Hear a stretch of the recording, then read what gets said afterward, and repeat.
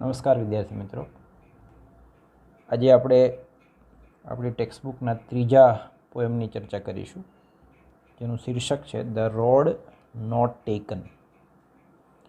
એના પોએટ છે Robert Frost. Robert Frost એ અંગ્રેજી સાહિત્યનું ખૂબ જાણીતું નામ છે. He was a famous American poet. એક પ્રખ્યાત અમેરિકન કવિ હતા.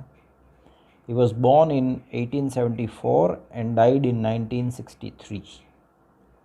એમનો જન્મ 1874માં અને એમનું મૃત્યુ 1963માં થયેલું.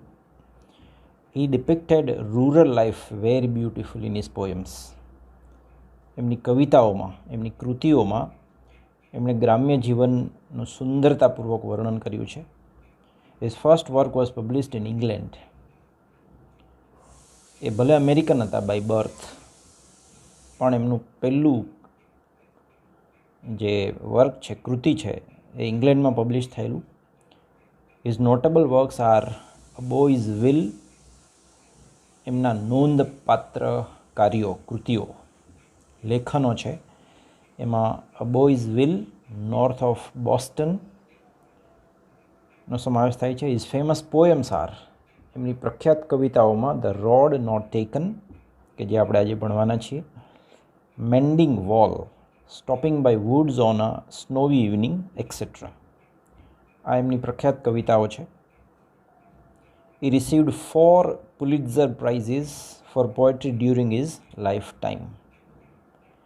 એમના જીવનકાળ દરમિયાન એમને 4 વખત સાહિત્યનું શ્રેષ્ઠ પારિતોષિક પુલિત્ઝર પ્રાઇઝ એમને મળેલ છે, 4 વખત, 4 times.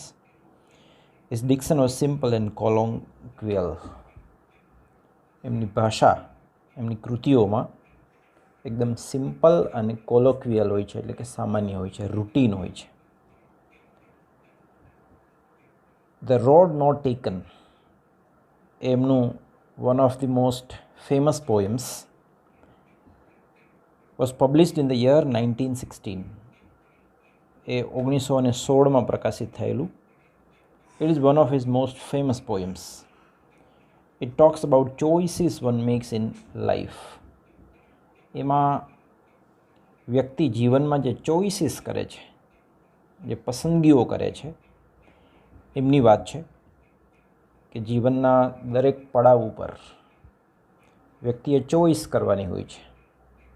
એમણે એ ઘણી બધી ચોઇસમાંથી એક પસંદ કરવાની હોય છે અને ચોઇસના આધારે એમને પરિણામ મળતું હોય છે.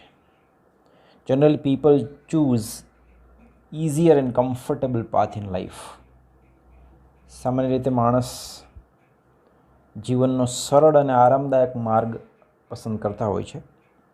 But those who choose less trodden path find the difference. પણ જે લોકો વિશિષ્ટ પસંદગીઓ કરતા હોય છે, એવા માર્ગ ઉપર ચાલતા હોય છે કે જ્યાં ઘણા બધા લોકો ગયેલા નથી, સ્પેશિયલ છે, ખાસ છે, ઇન્ડિવિજ્યુઅલ છે, એવા પાથ ઉપર, એવા માર્ગ ઉપર જનાર વ્યક્તિઓને પરિણામ પણ એ પ્રકારનું મળતું હોય છે. કાવ્યની શરૂઆત કરીએ. કુલ 4 સ્ટાન્ઝામાં પોએમ લખાયેલું છે. જેમ પ્રોઝની અંદર લેસનમાં પાઠ હોય, એમાં પેરેગ્રાફ હોય છે, એવી રીતે કાવ્યની અંદર એના માટે સ્ટાન્ઝા શબ્દ વપરાયો છે, પેરેગ્રાફ. એટલે કાવ્ય પંક્તિઓનું એક ક્લસ્ટર, એક ઝુમખું. અહીંયા 5 કાવ્ય પંક્તિઓનો એક સ્ટાન્ઝા બનેલો છે. એમ કુલ 4 સ્ટાન્ઝા છે, એટલે કુલ મળીને 20 પંક્તિઓ છે, કાવ્ય પંક્તિઓ. Let us try to understand each stanza line wise. શરૂ કરીએ કાવ્ય. 2 roads diverged in a yellow wood. આપણા કવિ રોબર્ટ ફ્રોસ્ટ, પ્રથમ પુરુષમાં લખાયેલું કાવ્ય છે, એટલે અહીંયા કવિ પોતે પોતાની જ વાત કરે છે કે એ કોઈ જંગલમાં જતા હોય છે અને એ જ્યારે ચાલતા ચાલતા જંગલમાં જતા હતા ત્યારે એમને બે રસ્તાઓનો સામનો કરવાનો થાય છે. ટુ રોડ્સ ડાઇવર્જ થયા, અલગ અલગ દિશાઓમાં જતા જોવા મળ્યા. ઇન અ યલો વુડ્સ, પીળા રંગનું એ વુડ જંગલ એ ઉપવન હતું. પીળા રંગનું હતું એટલે સમરની સિઝન ચાલતી હશે, ઉનાળો. અને ત્યાં જે ઘાસ છે, પાંદડાઓ છે, પીળા રંગના હતા, એટલે કે એ સમર સજેસ્ટ કરે છે. And sorry I could not travel both. એ બે અલગ અલગ દિશામાં જતા રસ્તાઓ પર પોએટ કે હું દિલગીર છું, મને દુઃખ થાય છે કે હું એ બંને રસ્તા ઉપર ટ્રાવેલ કરી શકું નહીં. એન્ડ બી વન ટ્રાવેલર, કારણ કે પોતે ટ્રાવેલર હતા પણ એક ટ્રાવેલર હતા. હવે એક ટ્રાવેલર એક જ રસ્તા ઉપર ટ્રાવેલ કરી શકે, મુસાફરી કરી શકે, બંને રસ્તે તો જઈ નહીં શકે. તો અહીંયા બંને રસ્તાઓ છે એ સિમ્બોલાઇઝ કરે છે બે ચોઈસ, કે જેમ તમે જીવનમાં આગળ જાઓ એમ આવા રસ્તાઓ નામની ચોઈસ, પસંદગીઓમાંથી તમારે એક પસંદ કરવાની હોય છે. You have to make one choice out of all the number of choices available to you. And be one traveler, long I stood. એક મુસાફર હોવાને નાતે એ બંને રસ્તે તો જઈ ન શકે, એટલે લાંબો સમય એ ત્યાં ઊભા રહ્યા. And look down one as far as I could. અને ત્યાં ઊભા રહીને એમણે દૂર સુધી, જેટલું શક્ય દૂર એટલું એમનું નિરીક્ષણ કર્યું. ત્યારે કોઈ ચોઈસ આપણે કરવાની થાય ત્યારે એમનો ઊંડાણપૂર્વક અભ્યાસ કરવો જોઈએ. એમના પ્લસ પોઈન્ટ્સ, એમના માઇનસ પોઈન્ટ્સ, સંભવિત સફળતાઓ, સંભવિત મુશ્કેલીઓ વિશે વિચારવું જોઈએ. એ અહીંયા સજેસ્ટ કરે છે. And look down one as far as I could. અને રસ્તામાં દૂર સુધી મારી નજર પડતી હતી ત્યાં સુધી મેં જોયું. To where it bent in the undergrowth. Undergrowth એટલે એ ઝાડી જુફા, ઘાસ. એ ઝાડીમાં, જુફામાં, એ જંગલમાં એ રસ્તો ક્યાં વળાંક લે છે, ક્યાં બેન્ટ થાય છે, ક્યાં ટર્ન લે છે, એમનું એમણે બરાબર નિરીક્ષણ કર્યું, ઓબ્ઝર્વેશન કર્યું, જોયું. To where it bent in the undergrowth. ખૂબ લાંબો સમય એ ત્યાં ઊભા રહ્યા, નિરીક્ષણ કર્યું, રસ્તો કઈ બાજુ વળે છે, બંને રસ્તાનું નિરીક્ષણ કર્યું. Then took the other as just as fair. પછી એમણે બે રસ્તામાંથી બીજો રસ્તો પસંદ કર્યો કે જે બંને ફેર છે, સુંદર છે. પહેલા રસ્તા જેટલો જ એ બીજો રસ્તો પણ ફેર છે, સુંદર છે.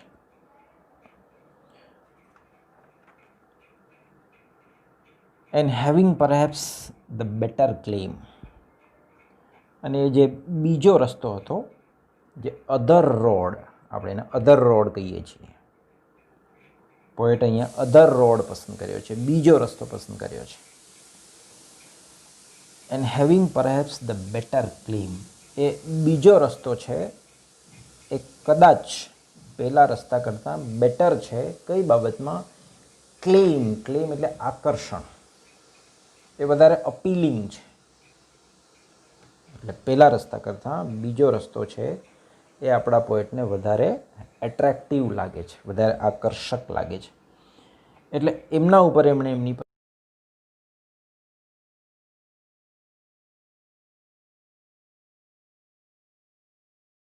because it was grassy and wanted wear. કારણ કે એ રસ્તો ગ્રેસી હતો, ઘાસવાળો હતો, લીલોછમ હતો. એન્ડ વોન્ટેડ વેર, ઘસાયેલો ન હતો, ઘસાવાની જરૂર હતી. વોન્ટેડ એટલે જરૂર હોવી, વેર એટલે ઘસારો. એ ઓછો ઘસાયેલો રસ્તો હતો. though as for that the passing there had warned them really about the same. પણ ફરીથી પોએટ એ જ મૂળ વાત કરે છે. જોકે ત્યાંથી પસાર થતાં એવું માલુમ થયું છે કે ખરેખર તો બંને સરખા જ છે, બંનેમાં ઘસારો સરખો જ થયો છે. Had worn them really about the same. Had worn વેરનું એ પાસ્ટ પાર્ટિસિપલ છે, ભૂતકૃદન છે, અને ઘસારો થવો એટલે કે બંનેમાં ખરેખર તો ઘસારો સરખો જ થયો છે, અબાઉટ ધ સેમ. એ એમને ત્યાં પસાર થતાં માલુમ થયું, ખબર પડી. And both that morning equally લે. આપણા પોઈટ જંગલમાં ગયા, ચાલતા ચાલતા જાય છે. એ સમય સવારનો છે અને એ સવારના સમયે બંને રસ્તા સમાન પડ્યા છે, એમની દિશાઓ અલગ અલગ છે. ઇક્વલી લે, ઇક્વલી એટલે સમાન, લે એટલે પડ્યા હોવું, ત્યાં હોવું. In leaves no step trodden black.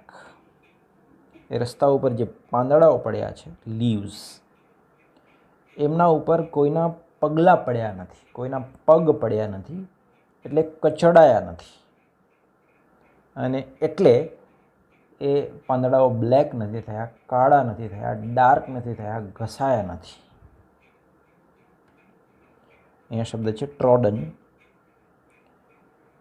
એટલે એમના ઉપર વજન આવવાથી ઘસાવવું એવો અર્થ થાય છે. And leaves no step had trodden black. એ બંને રસ્તાઓ એવી રીતે પડ્યા છે, એમના ઉપર પાંદડા પડ્યા છે કે જે કોઈના પગલાંથી, કોઈના ચાલવાથી, પગના વજનથી એ કચડાયા નથી, ક્રશ નથી થયા, બ્લેક નથી થયા. Oh, I kept the first for another day.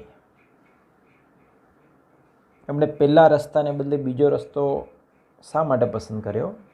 તો એમણે કહ્યું, અરે મેં જે ફર્સ્ટ રોડ હતો એને બીજા દિવસ માટે રિઝર્વ રાખ્યો છે, કે હું બીજા દિવસે જ્યારે આવીશ ત્યારે હું એ પહેલા રસ્તા ઉપર ચાલીશ.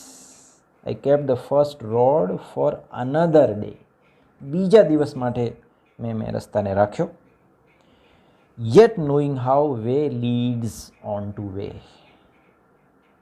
ખબર હોવા છતાં કે એક રસ્તો બીજા રસ્તાને મળતો હોય છે, બીજો રસ્તો ત્રીજા રસ્તાને મળતો હોય છે, કેવી રીતે એક રસ્તો બીજા રસ્તા તરફ દોરી જાય છે. There is no way coming back. જીવનમાં એક નિર્ણય લઈ લીધો એને ઘણી વખત અન્ડુ નથી કરી શકાતો.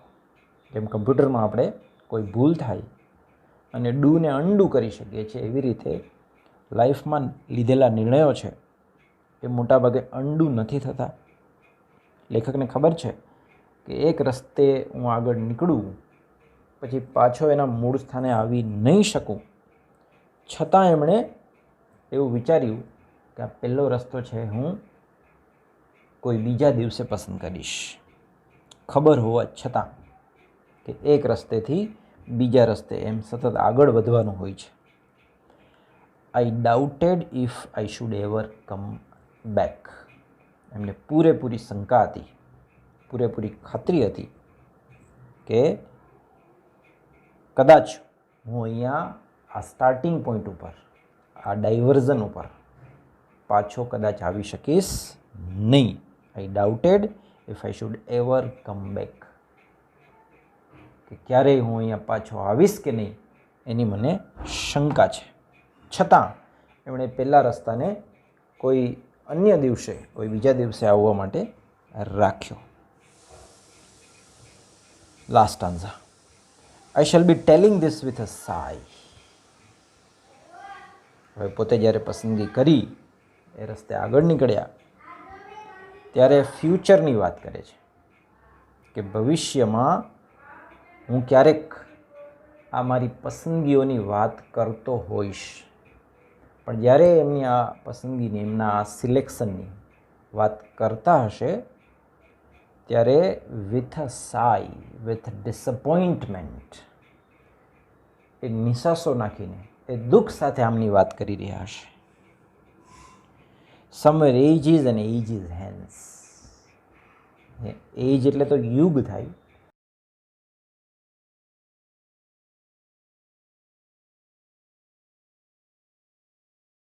પસંદગી વિશે જ્યારે એ દુઃખ સાથે વાત કરતા હશે. જીવનમાં ઘણી વખત આવું બને કે જ્યારે કોઈ ચોઈસ આપણે કરીએ અને ચોઈસ આપણી ખોટી પડે, આપણને નિષ્ફળતા મળે, વી ફેલ, અને પછી આપણી એ નિષ્ફળતાની આપણે વાત આપણા ફ્યુચરમાં, પાસ્ટમાં કરતા હોય છે. શું વાત કરશે નિસાસા સાથે? સાઈ એટલે નિસાસો, ડિસઅપોઇન્ટમેન્ટ, દુઃખ પ્રગટ થયું છે. શું વાત કરશે વર્ષો પછી? Two roads diverged in a yellow wood, કે બે રસ્તા એક જંગલમાં અલગ પડતા હતા. And I took the one less travelled by, અને મેં એવો રસ્તો પસંદ કર્યો કે જે લેસ ટ્રાવેલ્ડ હતો, ઓછો વપરાયેલો હતો, જેમના ઉપર મુસાફરો ઓછા ગયેલા હતા, એવો રસ્તો મેં પસંદ કર્યો. And that has made all the difference, અને એનાથી જ આખું પરિવર્તન આવ્યું છે, એનાથી જ આખો ફેર પડ્યો છે. એ ઓછો વપરાયેલો રસ્તો એમણે પસંદ કર્યો.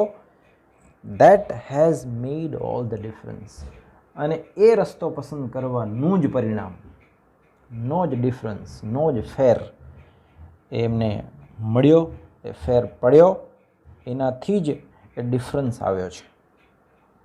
તો અહીંયા પોએટ એમણે જે કરેલી પસંદગી છે, ચોઈસ છે, એમને રિગ્રેટ કરે છે.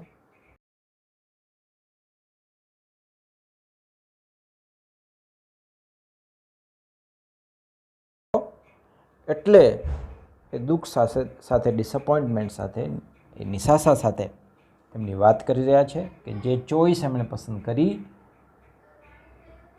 Has proved to be wrong, એમને ફ્યુટાઇલ સાબિત થઈ. કવિતાનો મેસેજ શું છે?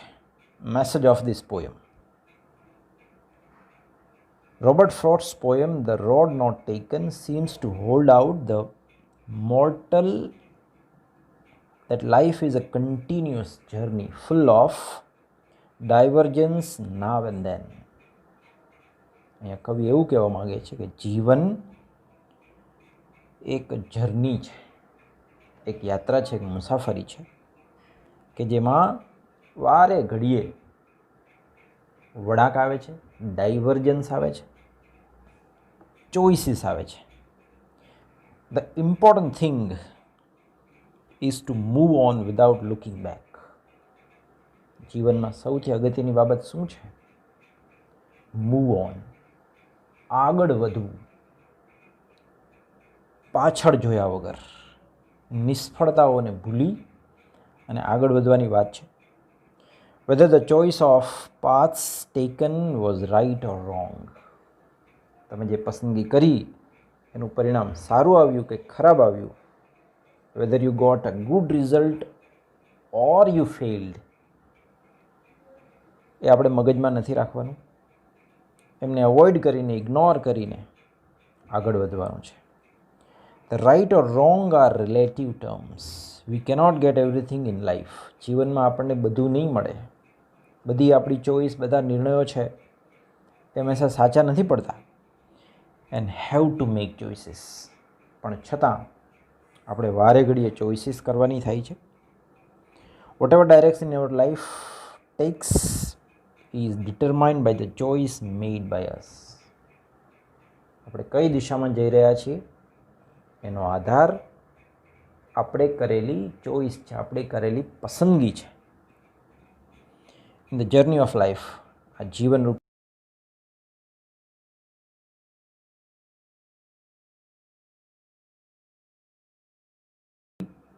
જે રસ્તે મુસાફરી નથી કરી શક્યા ત્યાં પાછા આવી શકે છે.